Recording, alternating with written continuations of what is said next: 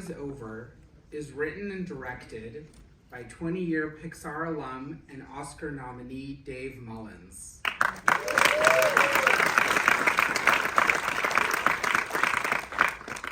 As the co-founder of Electra League, he draws from a rich 2-decade career at Pixar Studios.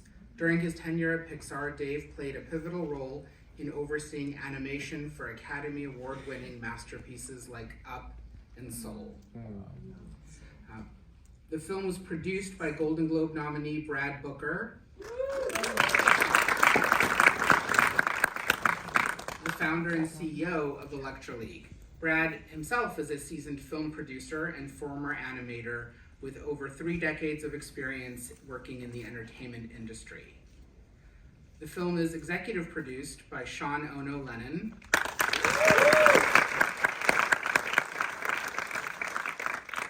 musician, songwriter, producer, and multi-instrumentalist and filmmaker. He is the son of music legends John Lennon and Yoko Ono, and half-brother to Julian Lennon. Sean has cultivated a multifaceted career marked by a blend of his parents' influential legacies and his own unique artistic endeavors, complemented by his advocacy for social causes. And now, please welcome Sean Ono Lennon, Brad Booker, and Dave Mullins to the stage.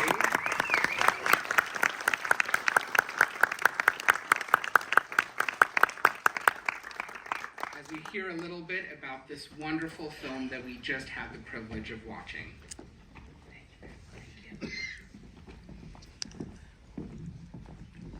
Hello. Hello. Good evening, friends. Hello. I think I sit over here because I told I'm them I Sean want to be alone. Lennon. in 5 minutes from now. So I've been told I have to be the moderator, which is something I'm not used to doing. I'm not used to being moderate. I like to go all the way. But let's begin. Maybe you guys want to start with how the film came to be, the origin story, as it were. Yeah, I'll take that. I'm Dave Mullins. I'm the writer and director. Please, Brad Booker. So I got a call from a friend of mine at Pixar, who's also a friend of Sean's, and he said, Sean Lennon wants to meet you. He just said Sean Lennon, actually. He didn't use your middle name. I prefer Ono because, it's about time we use the mom's name as well. He said Sean Ono Lennon. Wanted to meet you and talk about a possible music video for his parents' song, Happy Christmas, War is Over. And Brad and I were starting Electra League at the time, where it's, kind of in its fledgling state of before, we're developing projects and things like that. And so this is really interesting to hear.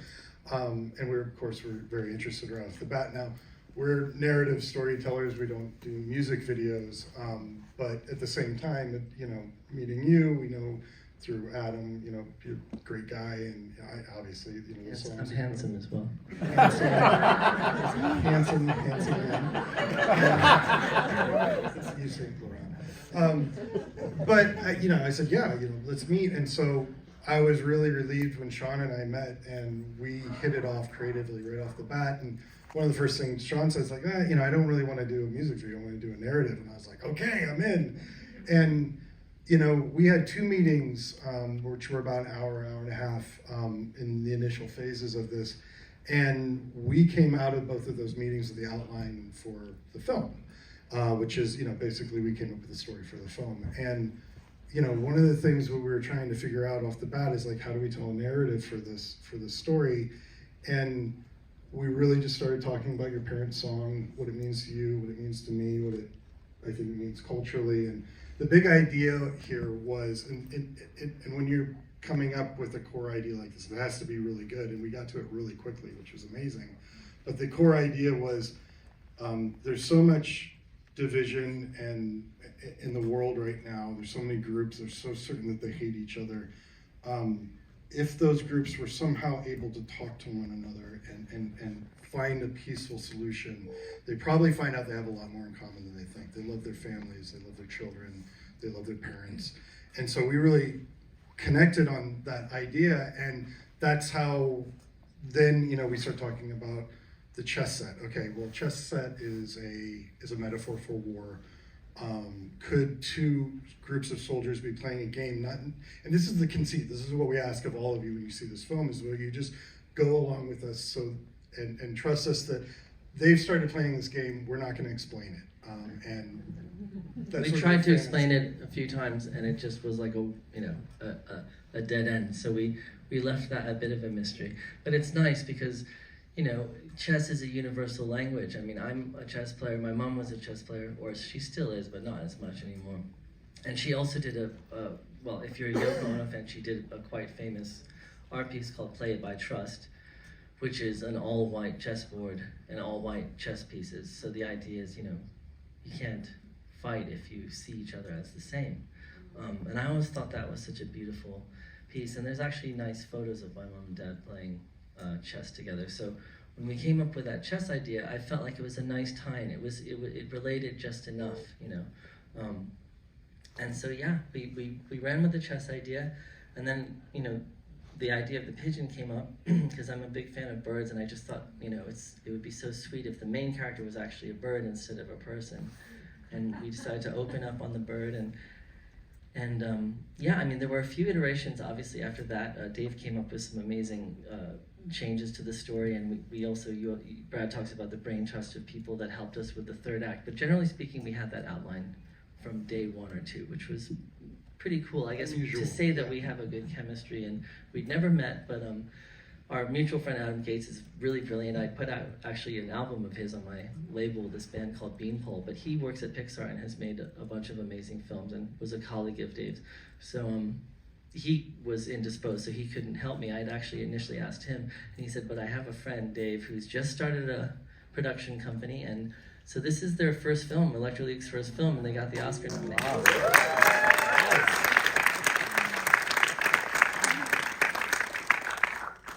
So another topic that a little birdie told me we should touch upon is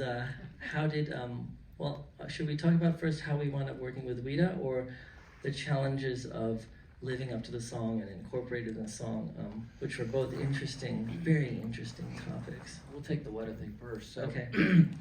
We've been working with Sean since I think it was summer of 21, long before the conflict in Ukraine broke out, and we had flown up. We figured out, we put together a budget. We'd figured out a little bit of money to get our production designer and character designer going. We'd hired an editor, and we started putting material together. And then Sean had flown out from New York to Northern California, and Dave picked me up at the Oakland airport, and we drove out to see Sean for our 1 hour. It was the first IRL meeting. Sean Lennon meeting, yes. And We'd had a bunch real of life. Zooms, but yeah. we rolled into the yoga retreat that was Sean's place, and our 1 hour meeting turned into 24 hours. And we, at that night at dinner, I think after the second bottle of wine, we sent the script to Peter Jackson. I'd worked with Peter on Lord of the Rings. Sean had just worked with him on Get Back. And You guys are super comfortable with that, which was like the moment of terror for me. Like, we're just gonna send it to Peter Jackson. Zoop! I in my heart just like stopped for about 10 beats. Well, yeah, it was a bit bold, but I had just worked on Get Back with Peter, and he was so sweet. And actually, one thing that made me think he might be interested was that on most of our meetings that I had with Peter about Get Back, he would be in the middle of working on and painting toy soldiers and recreating military battles, because that's what he does. Even when he's traveling, he is always making these miniature war scenes, and so he's an expert and historian of all the battles. And so I thought maybe it would interest him because we had this war theme, and it did. So it was a risk, but it turned out that he wanted to help, and honestly, we would not have been able to do we woke it up to that text message, and then Yeah, and he Woke said, I up love him. very late and a little bit groggy to that text message. Yeah. I think I and was still he's like, locked up. I read it, I love it, I want to meet tomorrow. So I flew back to LA and we did a 2-hour Zoom meeting with Peter, Claire, his producer, and David Connolly, the head of Weta FX. And there were multiple reasons they wanted to do the film, but I think at the end of the day, now again, to give you a little time frame, this was 2 weeks into the conflict in Ukraine, and Peter he's obviously loves Sean's mom and dad's body of work, and he said this message has to be delivered to a new generation, and he wanted to help do that, so he was in. And he was, like, as a creative partner, he was fantastic, because really he only had one question for us, and he said, do you have to kill the bird? And I said, well, We had to kill the bird. yeah. So, well, look, that's the entire point of this film, because the idea of the bird is the bird represents the innocence that suffers from war. And if we don't do that, then the film becomes saccharine, and once it becomes saccharine, then you start, checking out. And it's just like, oh, this isn't really digging deep and going there as far as the statement about war that your parents were trying to make. And, once I explained that to him, he just went, yep, okay, get it, cool, and let's go. Yeah, I mean, because he's such a successful and incredible director, he easily could have sort of, put us under his thumb, but he was really sweet and just let us do our thing, and he was very supportive, and honestly, we're eternally grateful. We wouldn't have been able to finish it without him. So that was one sort of our first miracle. There's a series of very fortuitous miracles that happened in sequence as well. For example, Brad, maybe you want to say he's close with some of the crew of Jim Cameron's studio, so they gave us their stage. Yeah, so that happened on, the Peter meeting happened on Saturday. I got on with David Connolly on Monday, went through the budget. Yeah, the head of Weta. Went through the budget, started planning, and then Thursday night of that week, I had dinner with Richie Bainham, who has won 2 Oscars for the movie with 10-foot blue people in it. And he was like, okay, so you did, because he and I work together on Lord of the Rings. He works very closely with Weta on the Avatar films, and he's like, wait, so you did what now? You got Peter involved in a short film, and Weta's doing all the work? What? And he was like, okay, well, I guess you have to shoot it on the Avatar stage. So he goes away and talks to Jim and John, Jim Cameron, John Landau of Lightstorm, and within a week we had 7 days on the Avatar stage. So that was lightning strike number 3, I think. We should talk a little bit about that, the shooting on the Avatar stage and what that means, because obviously this is an animated film, and it was very heavily animated by the artists at Weta, but what we're doing in Electro League with our studio is we want to go from script to stage as quickly as possible. We have sort of challenge budgets with indie films that we're doing, and for us, storyboarding is this amazing, beautiful, and really informative process for making films, but for us, we need to move faster than we can board. On this particular project, we did use some boards because the stage wasn't ready quick enough, but what we're trying to do is go right from script to stage, and on stage, I shot 5 days with the performance actors, with the actors that we had, and they were stuntmen and actors, and Kevin Dorman led that team, and they were fantastic. We did a lot of pre-production with them, kind of working out, how does Winston walk? So we were like figuring out, oh, he's a little pigeon toed, no pun intended. How does Abel walk? Well, he's a kind of a bigger, huskier guy. So we worked all that out. So when we got onto stage, we shot the entire film, which we captured the performance in the entire film in 5 days. And that was great. So we built these giant sets where the guys were like climbing up over the trenches and things like that. And then you don't worry about camera too much because you're just trying to get the performance. And now the performance didn't have any faces, didn't have any fingers, it was just bodies going through the shots. And so then we break that down and we came back a few days later to shoot what's called a virtual camera. A virtual camera is, now you have all the performances in the computer, you can take a camera, it's all handheld, I was able to shoot on set and go, okay, well, I want this to be more like a tracking shot with a whip pad. Wow, it's really hard to track. And they're like, oh, we can slow down the performance by 50%. I'm like, you can? They're like, yeah. And so they slow down the performance, and I'd be able to do these really complicated shots where, tracking, you just, multi-axis shots. And then you look back at it, and it's like, yeah, that looks really good, but it's kind of like really, jittery. And like, oh, we could just smooth it out. And they smooth it out, and you end up with this amazing shot. So you go from capturing rough performance to getting the cameras to then we deliver that to Weta. And once it gets in the hands of Weta, then everything starts really happening. And that's the point where the animators get in their hands. And our attitude on the film was, because Brad and I have been animators since the early 90s. Okay, here's the performance you got, but you want to take some poses from it? Do you want to take the entire performance? Do you want to throw the entire thing away?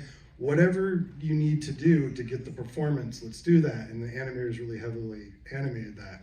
The stuff that was in the background, like you saw a lot of the background characters fighting and things like that. A lot of that we just used the capture data for because it's in the background, and we didn't want the animators spending their time doing really heavy lifting with big crowd shots. What we wanted them to spend their time on was honing the performances between these two characters that don't use dialogue. And so it was really nice for us to get the reels up quickly and then really use that to focus on performance and really craft the animation on this film. For those of you who are not as technically savvy as these guys, like myself, I'm a layman. It took me a while to wrap my head around what he's talking about, but the idea is essentially that with a traditional animation or a CGI animation, you have a storyboard, and then animators have to start creating the characters and the character movement. But with the performance capture, what you can do is like do the blocking, which is almost just like a very rough sketch of the movement, and it doesn't have to look perfect because it's digital data. You can sort of manipulate it any way you want, and when they bring in the virtual camera, the data is there, and you can put the camera wherever you want after the fact. So it's not like with a regular film where you're like, okay, this scene's gonna open up with like a close-up or a medium shot. You can decide all that stuff after you've captured the blocking of the characters. And the blocking of the characters is really just sort of a rough gestural sketch, because then, as he said, Weta comes in, and all the detail and the character emotions and the eyelids flutter and all that stuff comes in later. So it's basically, just to reiterate, I'm saying that this is sort of a new way of working. It was what I just want to be clear, because I didn't understand it at first, and I'm sure there's some people here who don't know the process. Talk about the first time you saw the capture data. Yeah, so basically, I sound very savvy and like as if I understand this stuff now, but during the process, I had a very traumatic experience. So when Which I tried to prepare him for. Yeah, We tried. Well, Brad was very kind, actually. But what happened was when they first did the blocking, the performance capture, it's essentially recording the data of these actors, just moving the blocking of where the characters are going to be. But they don't have any texture or animation yet. So all they had was Winston. They didn't have clothes either. All they had was Winston with no hair, no facial expression, just this kind of dead mannequin look. And Winston copied again and again for every soldier. For the battle scenes, it's like 50 Winstons, like with this demonic kind of grumpy face, naked and bald, running around. And it's also not colored, so it looks kind of this weird gray.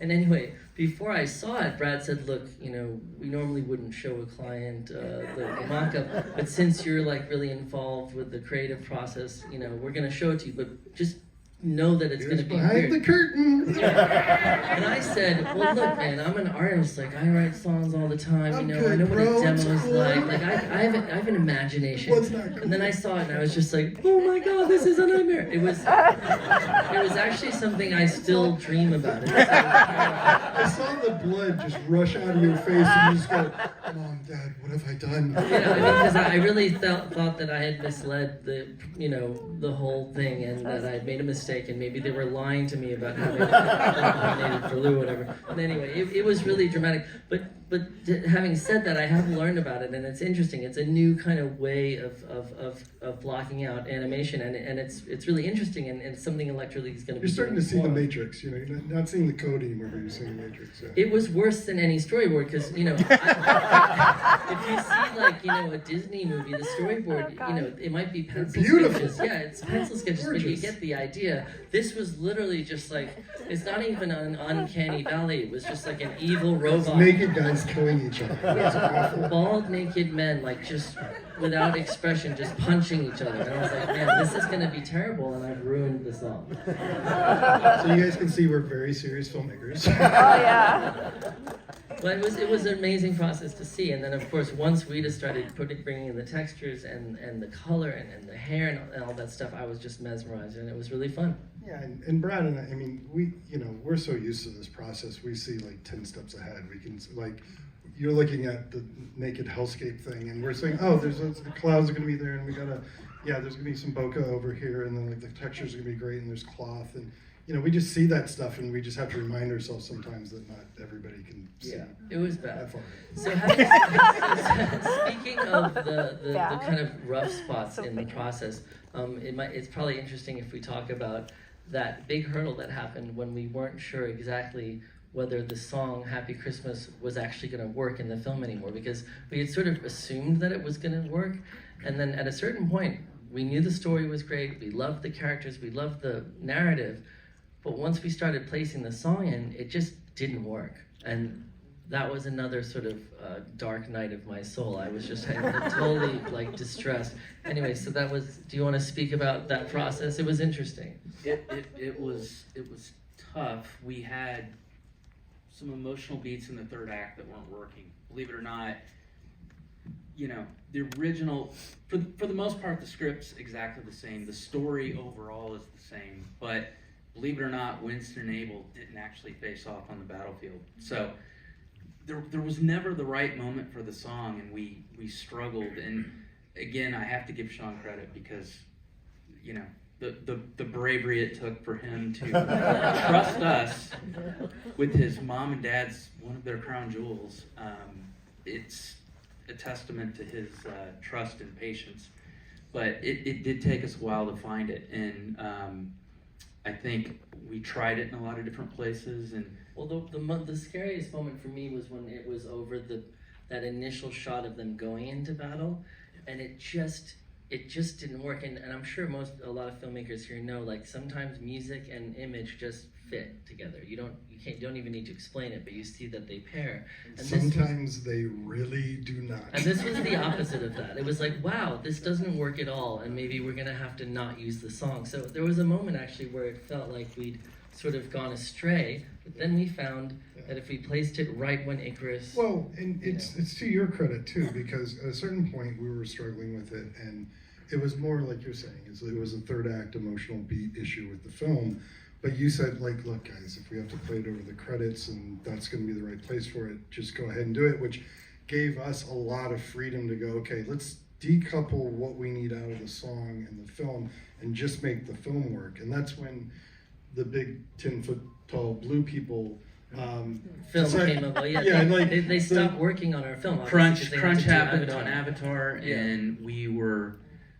basically our crew was taken away from us, which understandably, was a I blessing mean, they in had a disguise. real film to work on. They wound up winning Oscars for that. So. Our little film wasn't as important in that moment, but it was fine because it gave us Dave and I this time to go back and look at everything, and like any great filmmaking environment, we had this like brain trust of people that Dave had worked with and that I had worked with. And we showed the film to them, and it was just so clear, so fast. One of our friends said, "What are you doing? You gotta have them fight on the battlefield." He did say it like that. Yeah, because what are you doing? You gotta have them fight on the battlefield. Irish guy. He's Irish, right? Yeah, smart Ford guy. O'Reilly, smart guy. Yeah, I was channeling Fergal, but anyway. Got all the swearing, but that's pretty much how he talks. He made it very clear, and like Dave said, it's like you have that moment, like, oh my God, how do we not see this?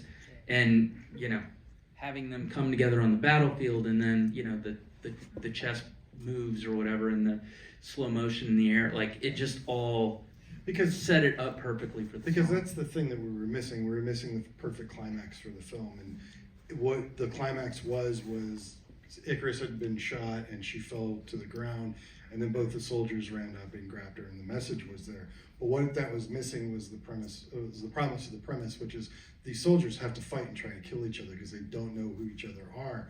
And once they realize who each other are and they stop the fighting, and then Icarus brings the message of peace, then everything clicks into place, and you go, that's where the song has to start. And so like we knew it was a story issue that we were trying to solve, and that's why we brought. How many filmmakers are in the audience, by the way? Everybody. So you guys all know this.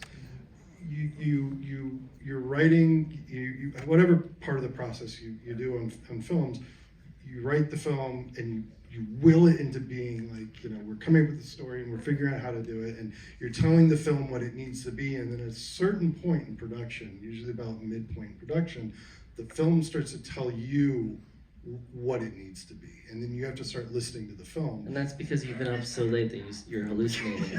Pretty much. Well, because of the music, I mean, I didn't sleep for like 6 months straight. Television starts talking, yeah.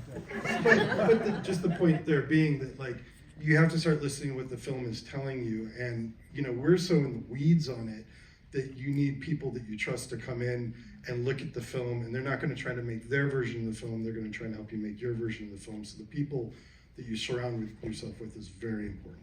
Yeah, and actually, it's funny because when I did say, I was like, look, if the film is only going to work with the music starting and then, not being able to finish until the credits, meaning playing half the song, that's better than the film fails, so we have to do that. But I just remember saying to you guys, like, oh geez, I really do not want to tell Universal this happened, because my initial purpose was to find a clip for Happy Christmas, and not only did I not make a video clip, I made a short film, but now the entire song's not even in the film, so I was just dreading it. I was like, what have I done? I'm absolutely crazy.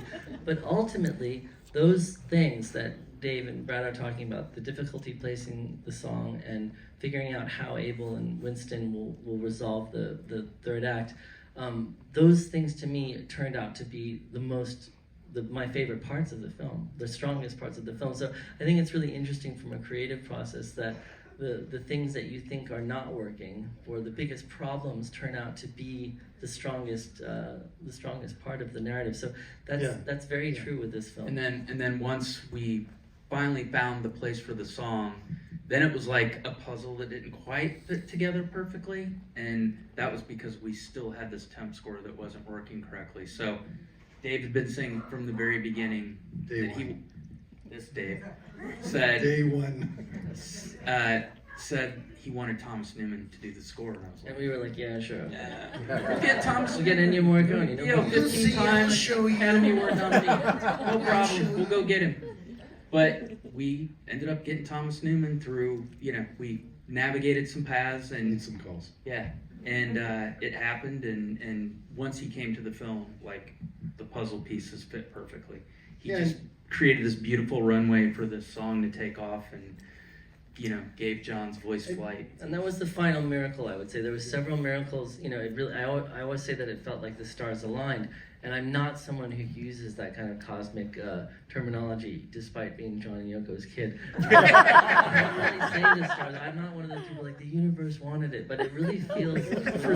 Let me and we gotta talk to the universe. Yeah, it really felt with this film that the stars aligned, and that the universe was sort of supporting it all along, because we had Peter, which was the fact that he came and helped us without us having any budget for the level of Ouida's caliber, and then we had Jim Cameron giving us his studio for a few days, and then we finally got Thomas Newman, who's never done a short film before and has been nominated for 15 Oscars. So it's just mind-boggling the amount of help, the number of kind of guardian angels we had who stepped in. So I'm getting the signal that we only have 3 minutes left. So is there anything really important you want to say? I would just put an exclamation point on what you said. I just feel like somebody, I'm not going to say who, has been watching over this film. Santa. That's I true. just That's really, true.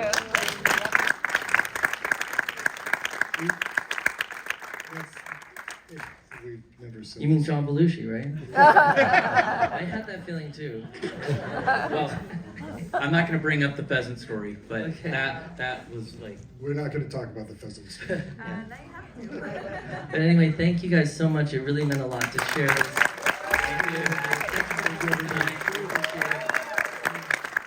Thank you to the museum for having us as well. It's a really beautiful theater.